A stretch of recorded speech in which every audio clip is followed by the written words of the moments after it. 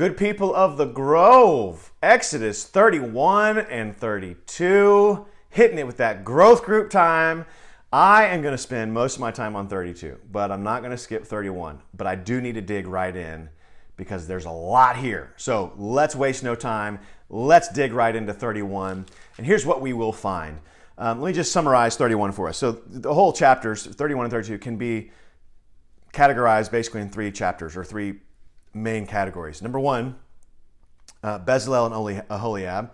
Number two, the Sabbath. Number three, the golden calf. So let's just unpack 31 real quick, Bezalel and Aholiab. So ultimately, here's what I see in this. If you are a creative, if you are an artisan, if you work better with your hands than you do with your mind, God's got a plan for you.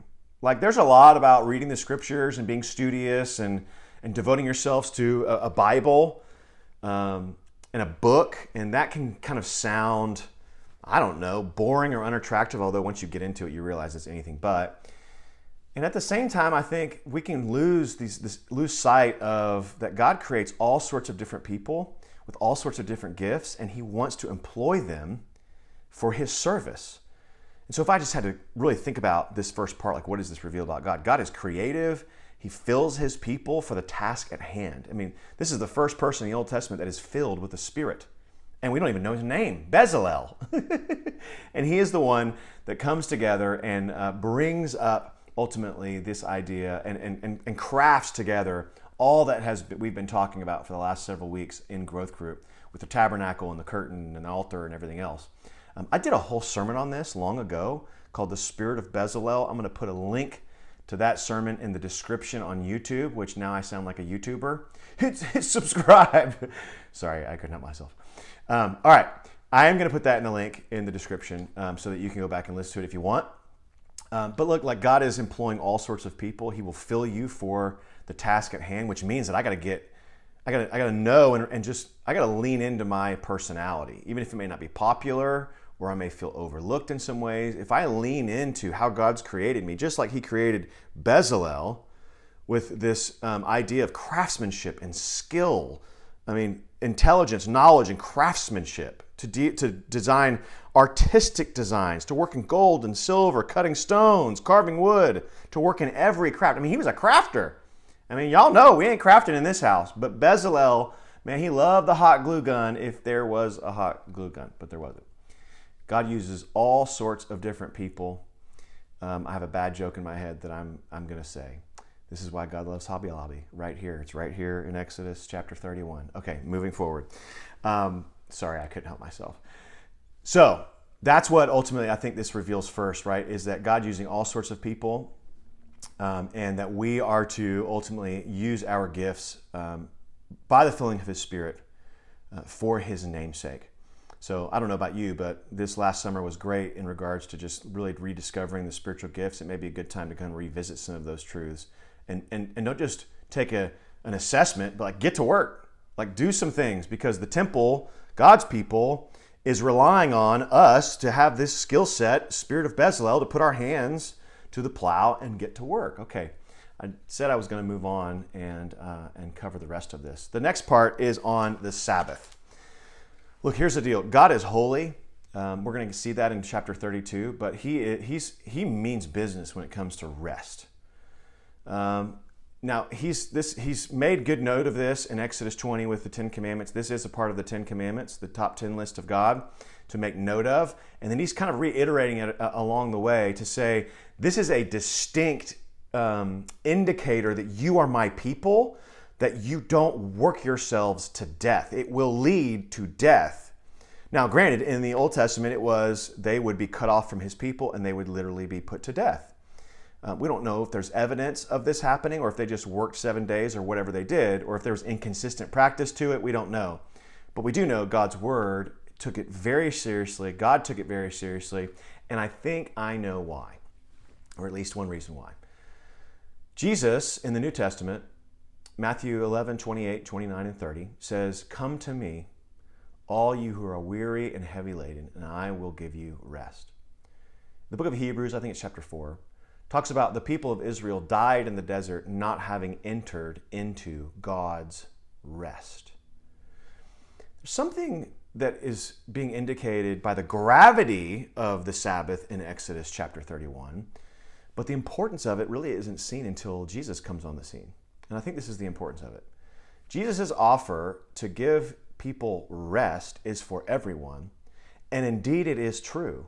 If we do not go to Jesus for ultimate rest for our souls, for our salvation, for the rest that comes from the work of trying to earn God's favor, which we know we cannot by works, but only God's favor is given as a gift. That's called grace.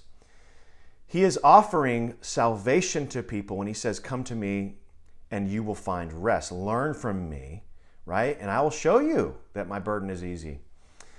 So he goes on to promise that for his people. And when he does that, he's offering salvation. So if we don't go to him for his offer of salvation, we will indeed be put to death spiritually. We will indeed be cut off from his people.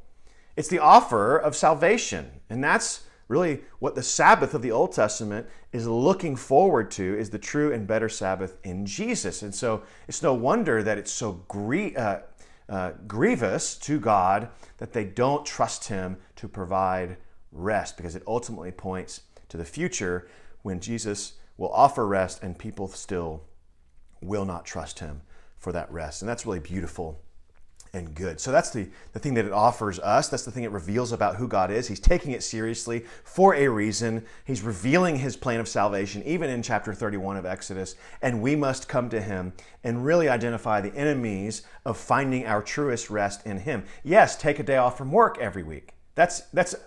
Of course we would do that. It symbolizes that we rest in God for salvation.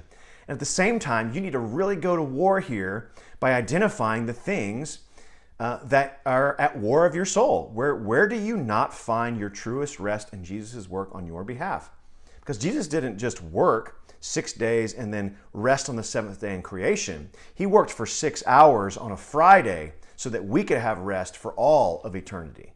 That's the beauty of what that points to. Okay, now we've got to get to Exodus 32 with the golden calf and all that comes with it. Again, I think you can flow through this just by revealing, like, what does this say about God? What does this say about me? What must I do as a result?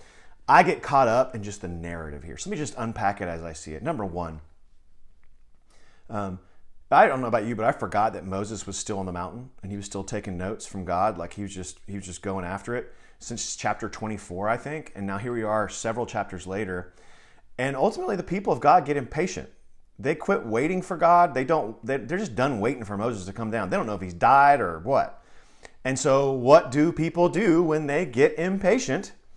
They create gods in and of themselves. And so where we refuse to submit and serve God on his time and in his ways, we have the temptation, again, what does it reveal about me?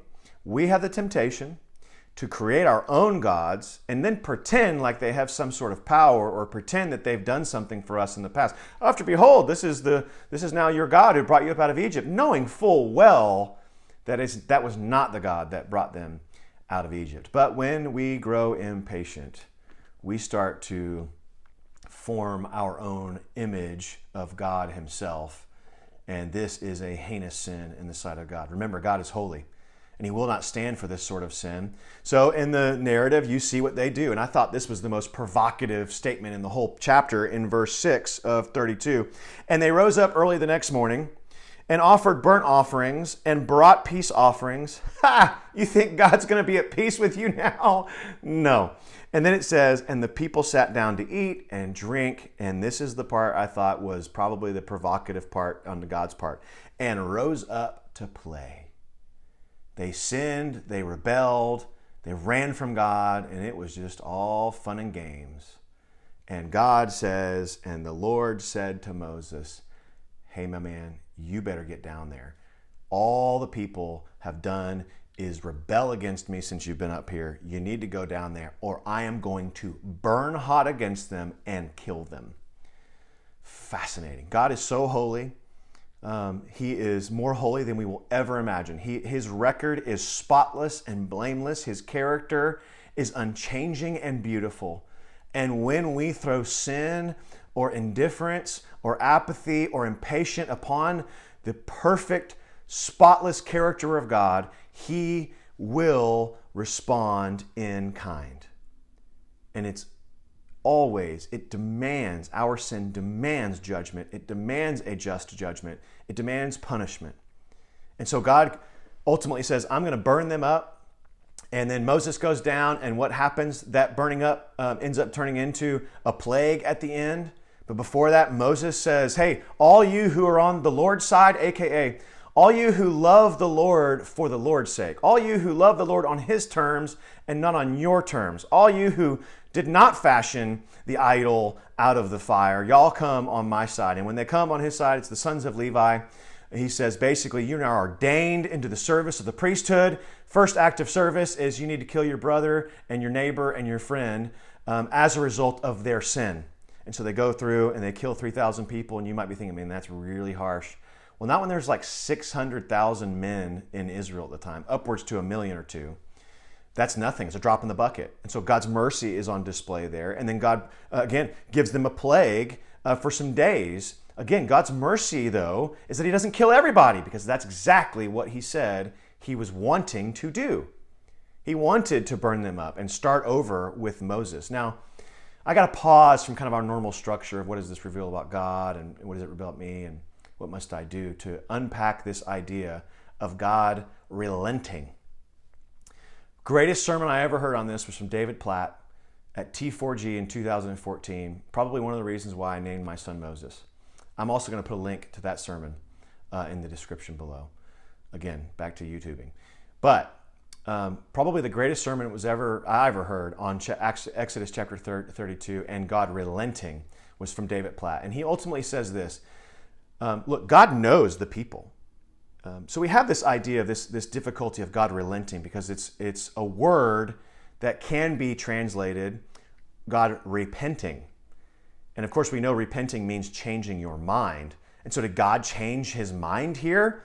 Well, according to Numbers 23, Psalm 110, James 1, and a plethora of other verses, God does not change his mind. And it says, but it looks like he's changing his mind right here. He says he's going to burn them up. I'm going to start over with you, Moses. And Moses comes in and prays, and God seems to relent. It says he relented, or he repented, or he changed his mind. Well, there's a couple of different explanations in all this that I think we have to have. Number one, these are people. Moses is a person, and he is explaining to us on human terms what he sees God doing. And so he's explaining in human terms what he perceives God to be doing, that he looks like he's relenting or changing his mind or repenting here. That doesn't mean that he repented, changed his mind, relented in the way that we think he did. So that's one. Number two, I think the other thing that's probably more important than that is who sent Moses down to who told Moses about what was going on down in camp? It was God. He knew exactly what was happening, and this is the part that David Platt really unpacks really well. He knew exactly what was happening. His providence, his sovereignty isn't in question here. He knows exactly what is happening, and he tells Moses beforehand so that Moses would stand in the gap for his people. And Moses does exactly that. He stands in the gap. He provides a sacrifice of his own prayers, and God responds to those prayers. Does that mean he changed his mind?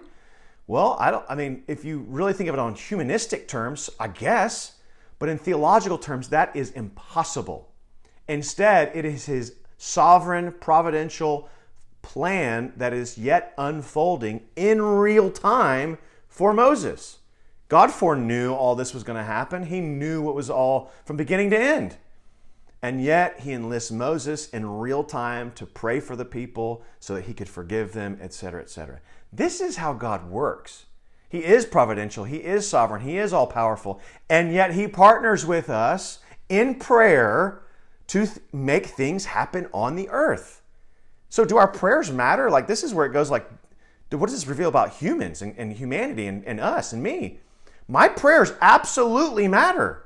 God responds to our prayers because it's part of his foreordained plan to do so. So it absolutely matters. Our prayers matter to our God, we must be a faithful people to stand in the gap for sinners and for our fellow believers, just like Moses did. He stood in the gap. So what must we do, right? Well, again, I think for me, if I look at all this, and there's just so much here, right? I mean, we just can't even unpack, like, why did Moses have them drink the idol? I think it was so that the idol would eventually turn into excrement, I think. We don't really know, but I think. I mean, what's going on with everything else? I mean, ultimately, here's the deal. What must I do? I think this is it. Just like Moses was called, there's two different types of people here. There's the Moses and there's the Aaron. The Aaron kind of person, kind of believer, after all, Aaron is not killed here. The Aaronic kind of person hears the pressure of culture, hears the pressure and the demands of the people that they love, and bends to them. And says, you know what, I don't really feel like giving you what you need here. Actually, that's been really taxing. I will instead bend and give you what you want. And then when I'm called on it, I'm going to lie about it. I'm going to be a coward about it and go, oh, I don't know what happened. I mean, they gave me all this gold and out came a cow. I don't know how it happened, when clearly it's obvious that he fashioned the cow with a tool in his hand. So it didn't just pop out.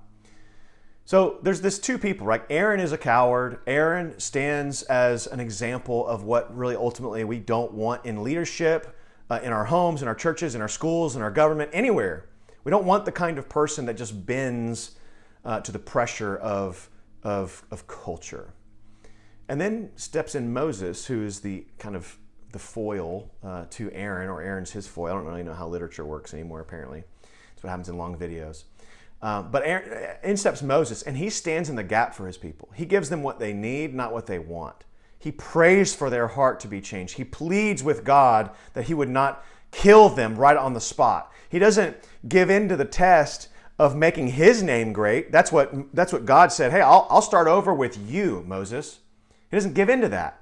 He instead ministers on behalf of his people. He lays his life down. He even says, like, if you won't forgive them, blot my name out. I'll do whatever it takes, including putting my name on the line, my life on the line, so that they might live. That's the kind of leader that we need. And indeed, we do have that kind of leader, that kind of Messiah. Not Moses, but the true and greater Moses, and his name is Jesus, who stood in the gap, who pleaded with his Father that the people might be forgiven of their sin, otherwise that his name might be blotted out of the book. And indeed, his life was given for the sake of the life of sinners. I hope that's helpful. I could go on and on about what's found in 32, but you and I both know that ain't good for anybody. So I hope that your groups are fruitful and that this video has been helpful. And I do hope and pray that you find life, even in the book of Exodus.